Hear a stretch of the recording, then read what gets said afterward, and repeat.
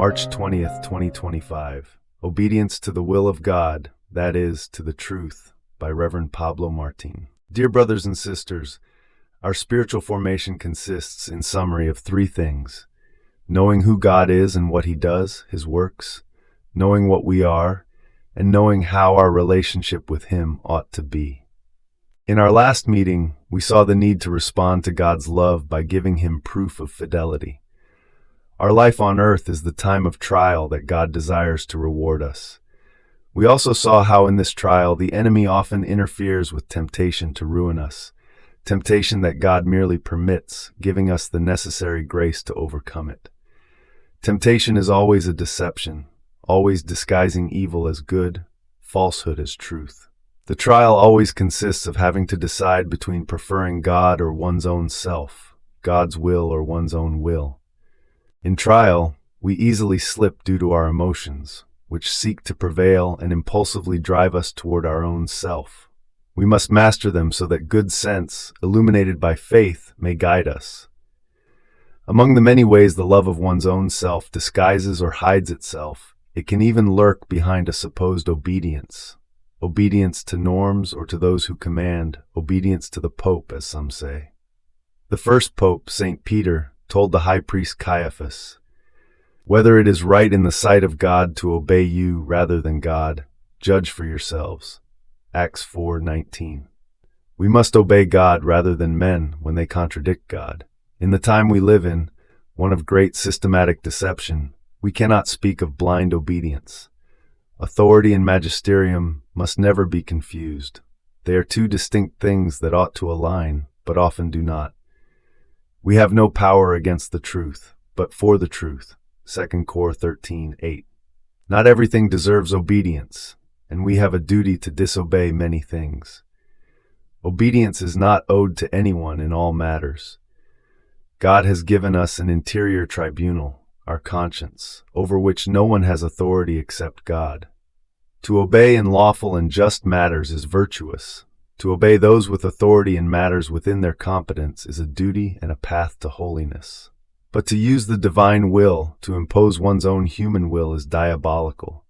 Speaking of obedience is easy, but the first obedience must be to the truth. The truth always remains infinitely above our heads.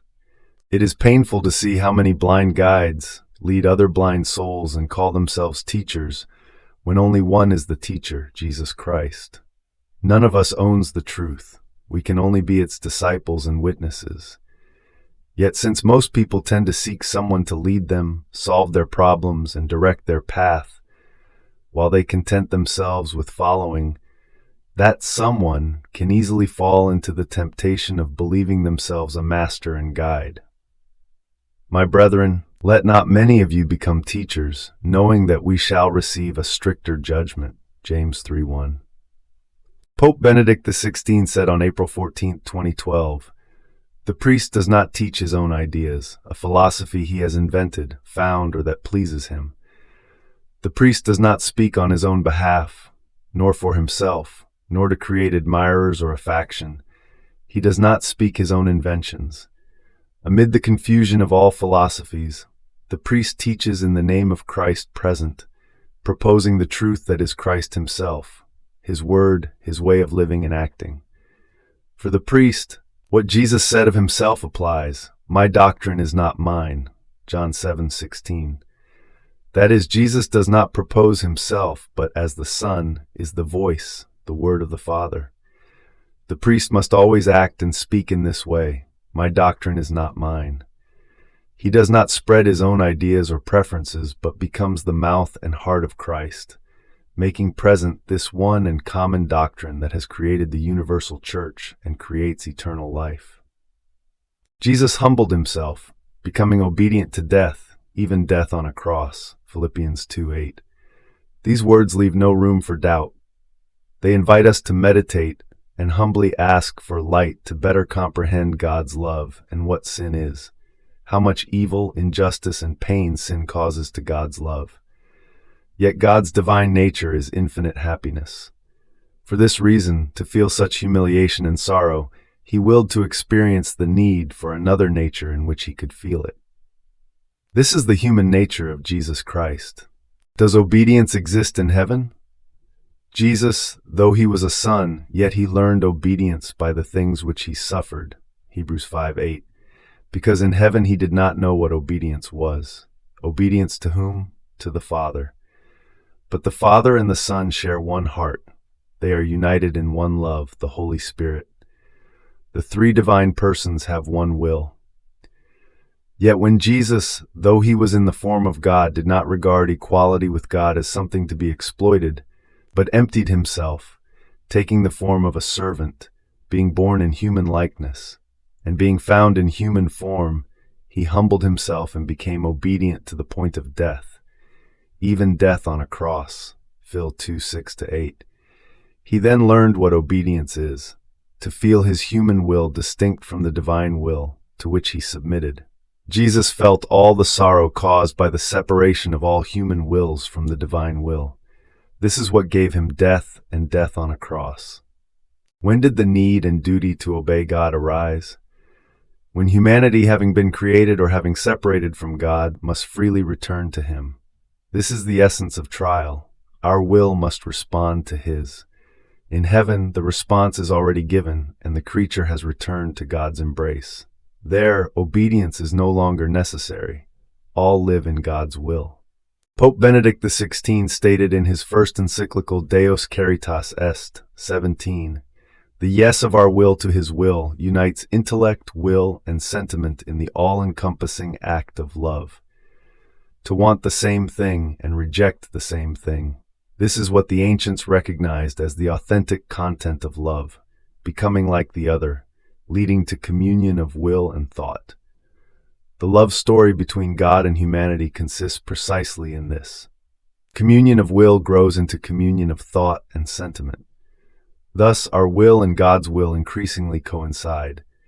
God's will is no longer a foreign will imposed on me by commandments from without, but my own will, based on the experience that God is, in fact, more intimate to me than I am to myself. Then grows abandonment to God, and God becomes our joy. For this reason, in heaven, there are no commandments, no law, and thus no obedience, because there is no longer any contrast or separation between the divine will and human wills. In heaven, we will feel the Father's will as our own in all things, and each will comprehend it according to their limited capacity as creatures. In heaven, God's kingdom is fulfilled, but God desires it from our earthly life of trial here and teaches us to desire it. Your kingdom come. Regarding knowing and understanding the sacred and wondrous truths of the divine will, Jesus says, "Listen to me, my children. I beg you to read attentively the words I speak to you, and you will feel the need to live in my will. I will be at your side, touching your mind and heart so that you may comprehend what I offer and desire the gift of my divine fiat." Call of the Divine King. Introduction to the writings of Luisa Piccarreta. Jesus is jealous of leaving his role as teacher to others. He may have a vicar to confirm his brothers in the truth, but not a substitute or successor. Some have invoked Luisa's obedience to support their own ideas. If there is one virtue in Luisa that surpasses all others, it is her obedience to the Church's authority. From accepting to be a victim, immobilized in her bed until her death, Luisa submitted to the incessant scrutiny of the Church's representatives. For over 60 years, Jesus made her depend entirely on priests appointed by successive archbishops to return to normal life after her mystical experiences with Jesus outside her body. By order of her confessor, Luisa began to write February 28, 1899. Many times, obedience prevented her from dying and entering heaven definitively. Through her heroic obedience, the confessor verified that it was truly Jesus, not the devil, at work. In cases of disagreement between Jesus and the confessor, Luisa obeyed the latter, though with great suffering. Then Jesus gave the confessor proof that the work was his, first volume. But Luisa's first obedience was to the truth. When the confessor said something different from Jesus, she let Jesus clarify matters, e.g., September 25, 1913.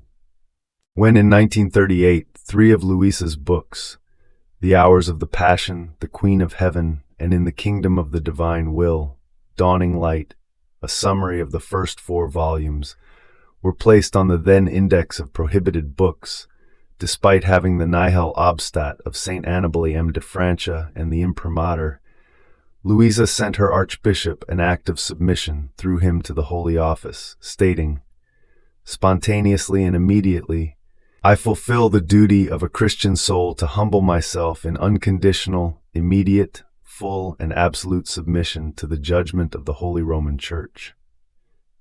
Thus, without any restriction, I reprove and condemn all that the Supreme Congregation of the Holy Office reproves and condemns in my published writings, in the sense understood by the same Supreme Congregation.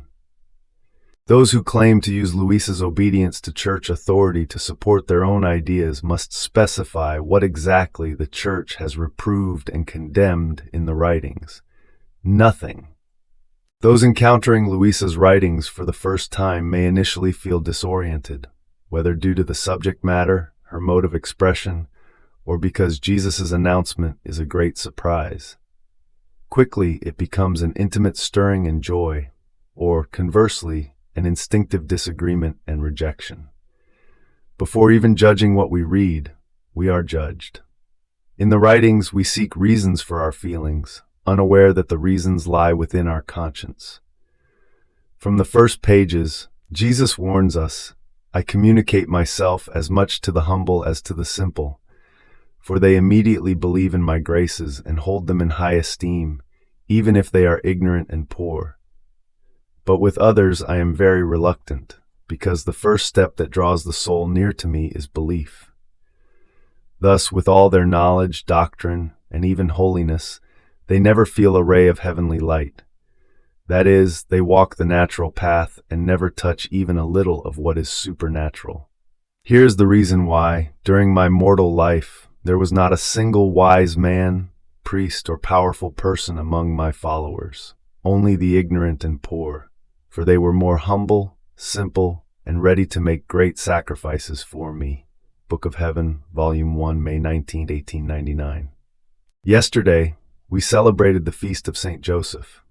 God willed that his project of love and salvation for us pass through his obedience. In a few days, we will celebrate the great feast of the Annunciation to Mary, and thus the incarnation of the Son of God, the feast of her fiat in response to God's eternal fiat.